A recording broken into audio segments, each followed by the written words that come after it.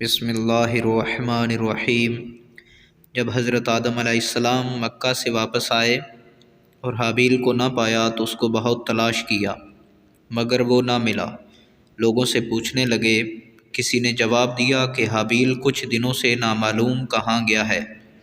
حضرت آدم علیہ السلام نے حابیل کے صدمے میں کھانا پینا اور سونا سب ترک کر دیا اور شب و روز حابیل کے غم میں رہنے لگے۔ ایک روز آپ نے خواب کی حالت میں دیکھا کہ حابیل الغیاث الغیاث، اے پدر پکار رہا ہے۔ حضرت آدم علیہ السلام نیند سے چونک کر اٹھے اور زار زار رونے لگے۔ اسی وقت حضرت جبرائیل علیہ السلام آئے اور حضرت آدم علیہ السلام اور حضرت حوا کو حابیل کی قبر پر لے گئے۔ حضرت آدم علیہ السلام اور حضرت حوا نے قبر کھود کر حابیل کو دیکھا کہ اس کا مغز نکلا ہوا ہے اور وہ خون سے آلودہ ہو رہا ہے۔ یہ حال دیکھ کر آپ دونوں بہت روئے اور حابیل کی لاش کو ایک تابوت میں بند کر کے اپنے مکان میں لا کر دفن کر دیا۔ اس وقت آپ کے 120 بیٹے تھے، جن میں سے سوائے حابیل کے کوئی نہیں مرا تھا۔ روایت ہے کہ جب حابیل قتل ہو گئے تو 7 دن تک زمین میں زلزلہ رہا۔ قابیل جو بہت خوبصورت تھا، بھائی کا خون بہاتے ہی اس کا چہرہ بالکل سیاہ اور بدصورت ہو گیا۔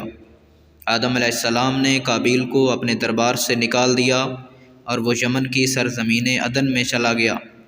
وہاں ابلیس اس کے پاس آ کر کہنے لگا کہ حابیل کی قربانی کو آگ نے اس لیے کھا لیا تھا کہ وہ آگ کی پوجا کرتا تھا، لہٰذا تو بھی آگ کی پرستش کیا کر۔ چنانچہ قابیل پہلا شخص ہے جس نے آگ کی پرستش کی، اور زمین پر یہ پہلا شخص ہے جس نے اللہ کی نافرمانی کی اور زمین پر خون ناحق کیا۔ یہ وہ پہلا مجرم ہے جو جہنم میں ڈالا جائے گا۔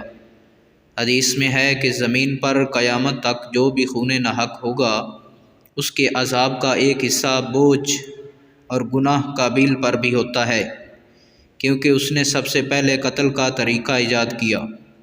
قابیل کا انجام یہ ہوا کہ اس کے ایک لڑکے نے جو کہ اندھا تھا، اس کو پتھر مار کر قتل کر دیا، اور یہ بدبخت آگ کی پرستش کرتے ہوئے کفر و شرک کی حالت میں اپنے لڑکے کے ہاتھ مارا گیا۔ کسی بے گناہ کو قتل کرنا خون ناحق بہت بڑا جرم ہے۔ قابیل نے غصہ، حسد اور بغض میں گرفتار ہو کر اپنے بھائی کو قتل کر دیا۔ اس سے معلوم ہوا کہ حسد، غصہ اور بغض انسان کے لیے کتنی بری اور خطرناک قلبی بیماری ہے۔ تو امید ہے دوستو آپ کو یہ تحریر پسند آئی ہوگی۔ اگر یہ تحریر پسند آئی ہے تو ہمارے چینل جی کے وائس کو سبسکرائب کر دیں۔ شکریہ۔